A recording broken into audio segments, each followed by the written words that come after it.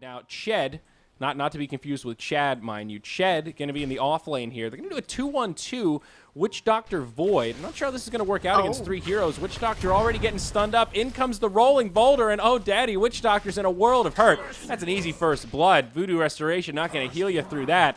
My God, Luccini, come on. And was Voodoo Restoration skilled up before that, or was he forced to go Voodoo? Yeah, it's like, this is actually pretty nice. Woof, woof. Yeah, my dog's freaking out right now. I apologize. Yeah, Dota's exciting.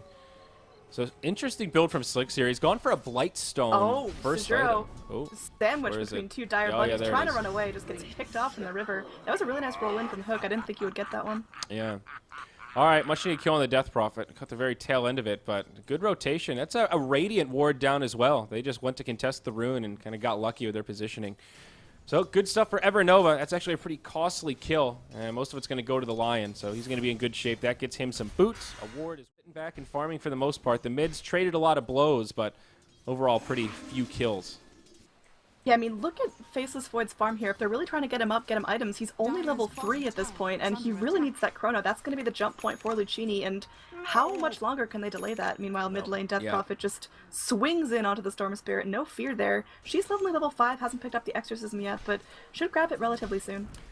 Till like level 8, level 9, just go for the 4-0-4 build, max out the burst damage and the sustainability from the Spirit Siphon. You can see how potent it is against the Storm Spirit before he hits level 6. The DP can literally just dive him, chase him down, and has massive sustainability.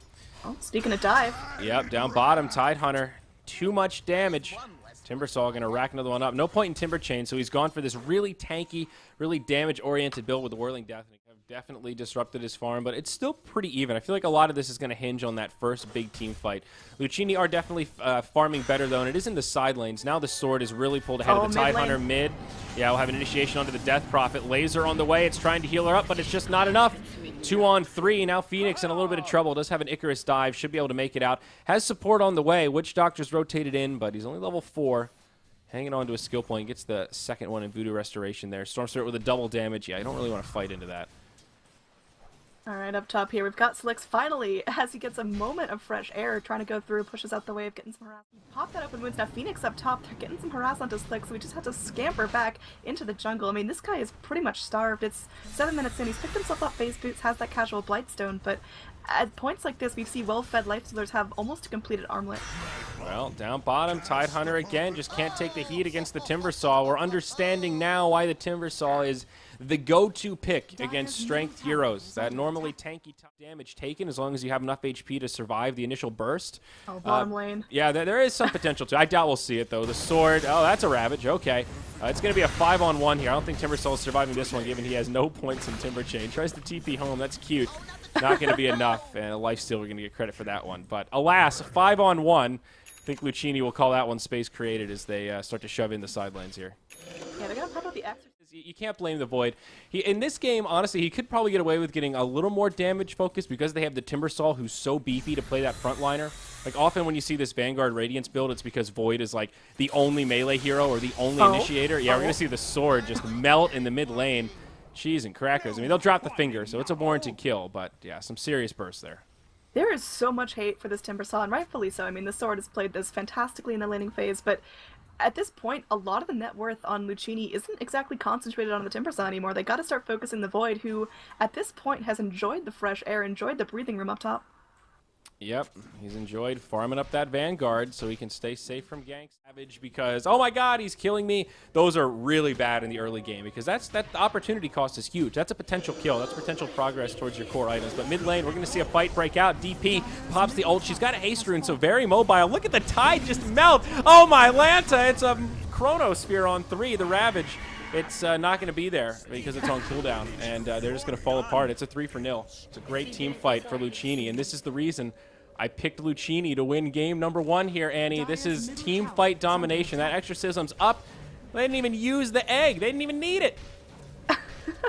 It's just such a strong fight. I mean, the threat of a Ravage wasn't there, so what was stopping Luccini from just going all in? Tidehunter, yeah, he's beefy. Yeah, the Anchor Smash kind of sucks, but there's nothing else zoning him out. I mean, Storm Spirit, what's he gonna do? Electric Vortex here? There's not a whole lot to be afraid of. That Tidehunter wasn't able to do anything that fight. He was just a neutered little sea urchin.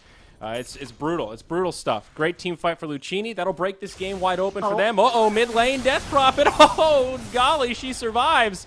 It's a Yule's Scepter, but just buys her a couple seconds. Enough time for Luccini to rotate a few heroes. The sword is here. He's unsheathed and coming in swinging, but not going to find any kills. Still a big spike for Luccini, though, as you mentioned. It's about a 4K net worth lead now for our Radiant squad, despite that kill. Well, all right, maybe 3.2K after that kill, but still, nice lead. Absolutely, and we see the Sword Ravage being expensive, and it's fine if he uses it for an assured kill, but the fact that they weren't able to get a kill off that means the threat of Ravage is no longer there. Luccini, they got the Death Prophet ulti, and okay. Death Prophet, she's in a heap of trouble, pops into the Yules here, they got that static remnant going through, they're ripping her apart, she gets the soul siphons off, but it's not going to be enough. Dominating streak out to the Lifestealer, who did go Echo Saber first.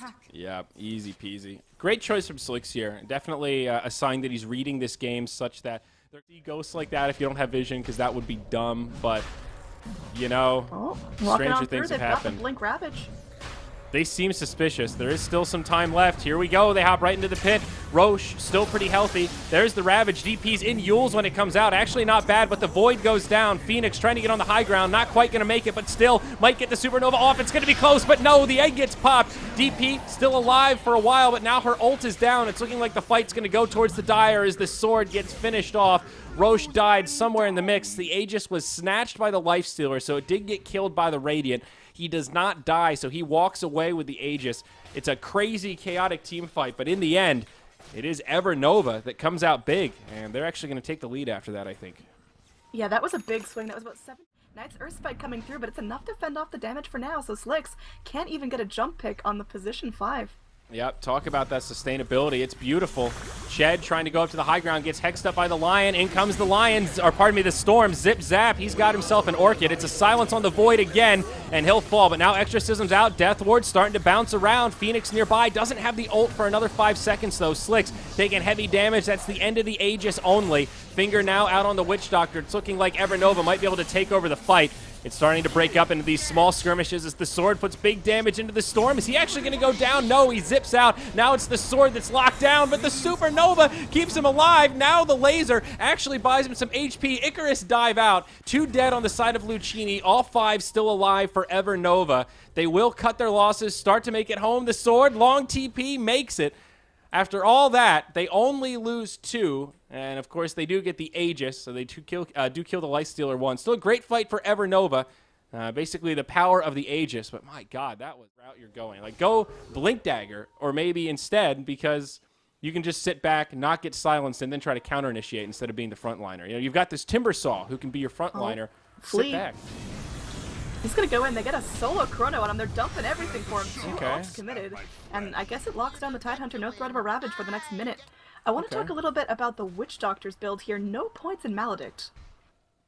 Come on, Luccini, you can do it. Well, they're looking for something here, they get the ping onto EN.SLiCKz, they know he's there, they want to go in for something. Storm zip-zapping around. Where's the jump point here? Does the sword send out a casual chakram? That'd be pretty neat. Oh, God. Uh-oh.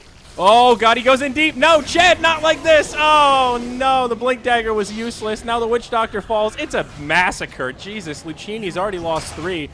They're trying to do what they can. The sword standing strong against his stand-in brethren. They will get a counter kill on the Earth Spear. It looks like they'll get a kill on the Lion as well.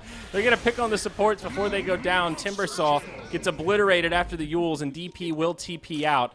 So it is a 2 for 4, not just a clean kill for EverNova, but they only lose their support, so I don't think they'll be too upset about it. The one downside to going all in on a dagger like that is the Void. That's the Aegis down. Storm Spirit, is he going to be able to survive through this, or will they have the lockdown? Yule's Scepter, can he zip out? He can. They're going to reset. Now maybe the fight will break out. Backside, Supernova goes off. It might not catch any stuns, though it is going to happen. Tide doesn't have a Ravage, though he does have Guardian Greaves. They'll lose the Storm Spirit. He's up in 5 seconds because of the Blundstone charges. Great stun from the Lion. Now EN.SLiCKz going in with some right clicks, trying to bring down the sword. Not doing enough damage, though, but Juan's got it. The finger finishes him off.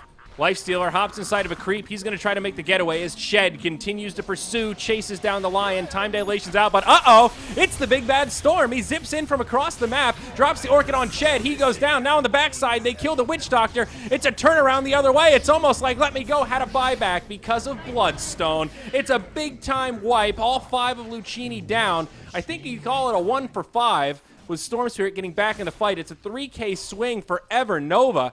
And looks like they're going high ground on that one. That's pretty good stuff. Yeah, that might be it. That was a very, very good fight. And their experience, honestly, they handled this game really well. Very consistent play, the backstroke coming out, great team fighting. They fought around the Ravage very effectively, and there it is. The good game is called as they initiate on the sword for the final time. FLEE with a Ravage for good measure. Shed on the way in, looking to make it happen. But, you know, honestly, this Void had such a rough game. All jokes aside, every single fight, he jumped in, he was the target.